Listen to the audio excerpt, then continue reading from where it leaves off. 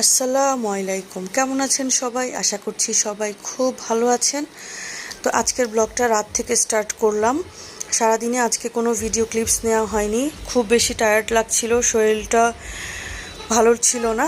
তো ভাবলাম যে রাত থেকে ব্লগটা স্টার্ট করি। আর হচ্ছে এখানে আমি রাত্রে ইলিশ মাছটা কেটে নিলাম, কারণ আগামীকাল কাজের আপা আসবে না। তো সকালবেলায় যাতে খুব বেশি কাজের প্রেশার না পড়ে, এই জন্য হচ্ছে আমি মাছটাকে কেটে ধুয়ে টুয়ে রাখবো, যাতে হচ্ছে সকালবেলায় আমি যতটুকু রান্না করব অতটুকু বের করে হচ্ছে এই যে আমি বক্স করে রেখে দিব এখানে, যে আমি যতটুকু রান্না করব অতটুকু হচ্ছে বক্স করে রেখে দিব, আর বাকিটা আবার আলাদা বক্সে রাখবো। এরপরে রাতে কিছু থালা বাসন জমেছে, সেগুলোও ধুয়ে রাখবো, কারণ হচ্ছে প্রতিদিন তো সকালবেলায় কাজের আপা এসে ধোয়।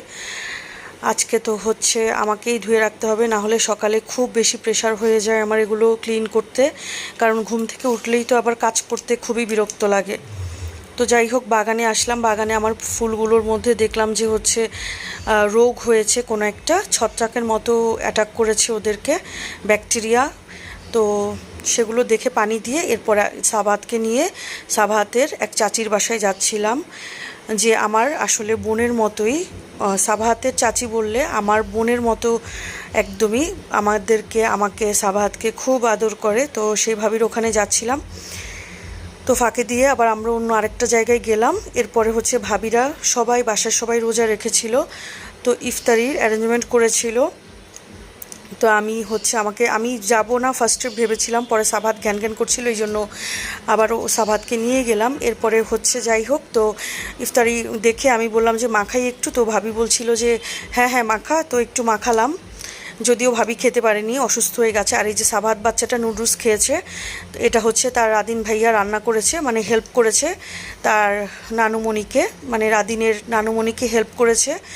আর সেটা দুইজন মিলে হেল্প করে এরপরে নুডলসটা রান্না করেছে। আর আন্টি মজার মজার সব খাবার, চিকেন রান্না করেছিল, পুঁই শাক, মিষ্টি কুমড়া দিয়ে একটা ডাল দিয়ে খুব মজার একটা আইটেম করেছিল। তারপরে হচ্ছে চিচিঙ্গা ভাজি করেছিল। এরপর আমি বাসায় চলে আসলাম সাবাতকে নিয়ে।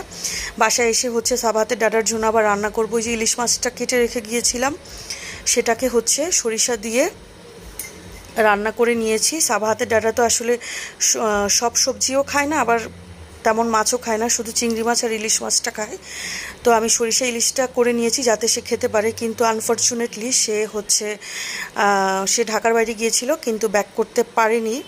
তো মনটা খুব খারাপ হয়েছে তার জন্য। এত কষ্ট করে আমি বাইরে থেকে এসে ইলিশ মাছ রান্না করলাম, কিন্তু সে আসলে খেতে পারেনি।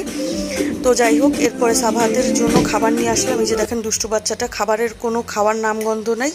তো আজকের ভিডিও এই পর্যন্ত, আল্লাহ হাফেজ।